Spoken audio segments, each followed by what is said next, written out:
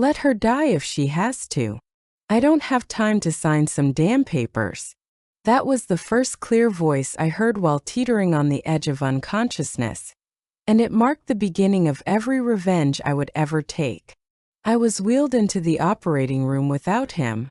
I came back from the brink of death, and he still wasn't there. The only person who signed the forms in time was my grandfather, rushing 20 minutes through the rain, his white hair barely combed. The wounds healed slowly, but the grudge that day began to grow fast and steady. For over a decade, I turned every cold glance, every refusal, every insult into evidence, listing every moment they abandoned me.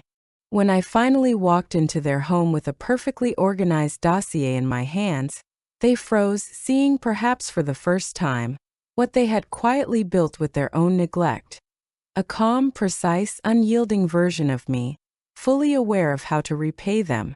My mother's hands shook so badly she could barely grip the doorknob. My father sank into a chair, suddenly realizing what a single phrase from years ago could cost him. There were no apologies, only panic and regret lodged in their throats. I looked at their defeated faces and said, "Now it's your turn to sign, except this time I get to decide what you lose." That day was cold. My father's voice was low and flat. "You think you can survive all of this?"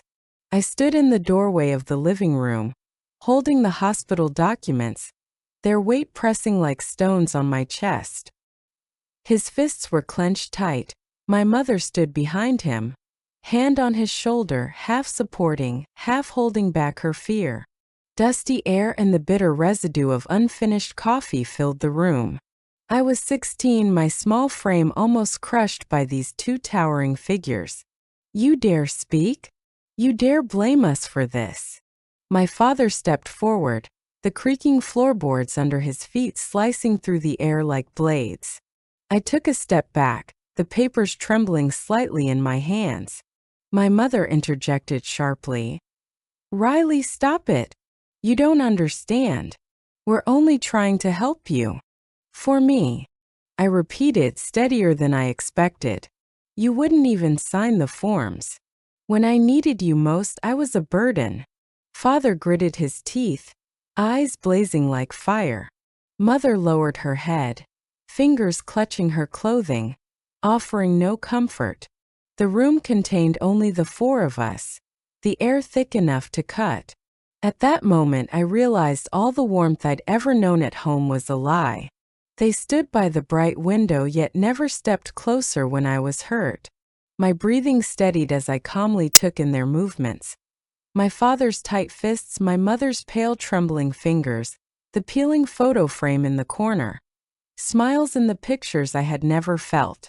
The accident happened on a rainy night, headlights cutting through the darkness like sharp knives. I remember the crash. The glass shattering, the smell of gasoline, my body pinned under steel. I woke in the hospital to blinding white, urgent footsteps and hushed voices. Internal bleeding, ruptured spleen, signature needed. I was 16, acutely aware of pain, powerless to decide for myself. My parents were absent. I waited by the phone as the nurse repeated, "We'll try again." 30 minutes, 60 minutes, no answer.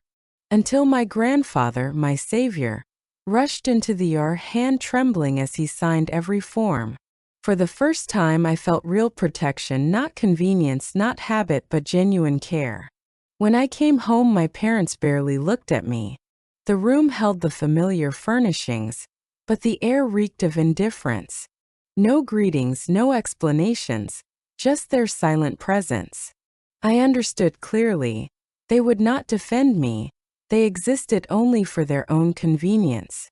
From then on, I learned to watch, to record, to place my safety in those I could trust. I paid attention to every document, every call, every proof of their neglect. I kept notebooks detailing every argument, every refusal, every act of disregard. My potential grew quietly. I was not merely a victim. Each moment of their coldness, mockery, and neglect taught me to analyze, strategize, and anticipate. I learned not to be ruled by emotion, but to turn humiliation into future power. I knew that one day I would use their own rules to settle the score. By 15, I began to prepare quietly.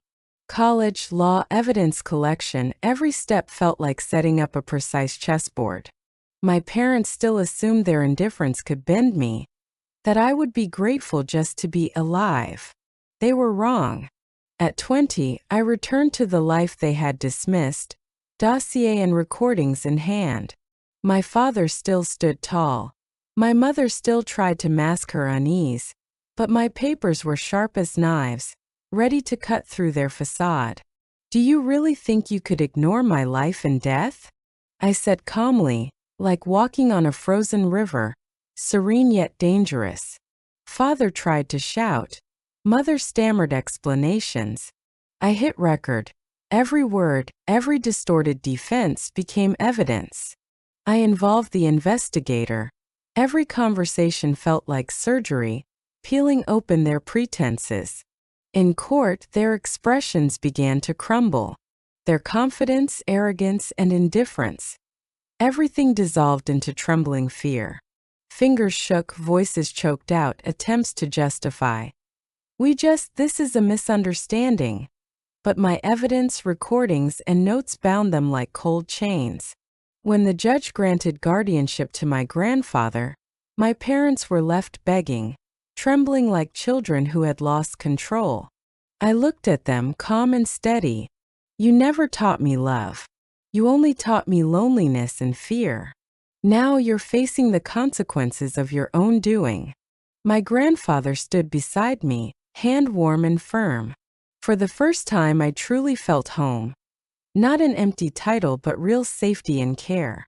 My parents were forced out of court. Their rage and helplessness trembled in the air but could not touch me. On the drive to my grandfather's house, I closed my eyes, feeling the sun on my arm, the faint scent of leather and peppermint in the car. The world kept turning, but I was finally free. I was no longer their shadow, no longer their puppet. I had chosen my own home, my own life, my own love.